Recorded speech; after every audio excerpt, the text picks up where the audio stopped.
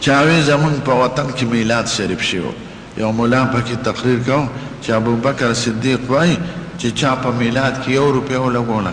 نو دومره پیسې دي او عمر صاحب دومره دی ابوبکر ته ټول دروغ ویلي دي د حضور زمانہ کې میلاد شریف نو چاوی په بار ربیع الاول چې جلوس کوي د دې شرعي حیثیت څه دی هیڅ نه دی دا ثواب نه دی هسې رسمي خبرې دي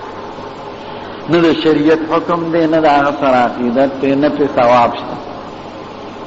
ځان ستړی کوي ښه درود شریف په هغه ووایه د هغه په سنتو عملو کې جلوس یې شیني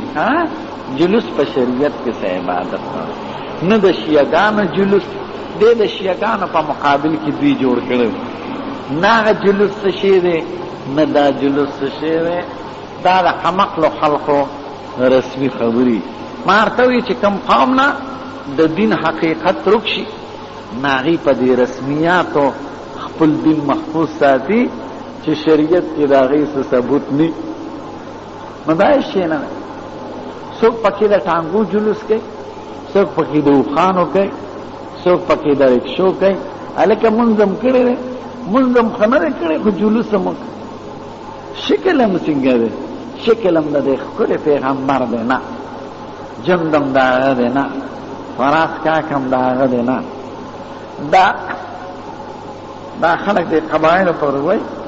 یو قبایل پته نه وي چې د کوم ځای یو سړي ته چاوي روجي نیسي دا ویر روجه خو نشم نی ګرانه وی تراوی کې وی تراوی خو نشم کولی خو وی پیشمنی کې وی آخر کافر خو نیم چې پیشمنی نکو پیشمنی خو لا بیا هم سنت دی جلوس یې نه دی دی مسلمان ته ووایه تا د حضور پاک د جون نقشه په جون کې راوستې ده نه واده دی د هغه په طرز دی نه غم دی د هغه په طرز دی نه خوراک دی د هغه په طرز دی نه مونځ دی د هغه په طرز دی نه دعوت او جهاد دی د هغه په شان دی نه دا خو نشم کولی خو جلوس به نو دا فضول خبرې دي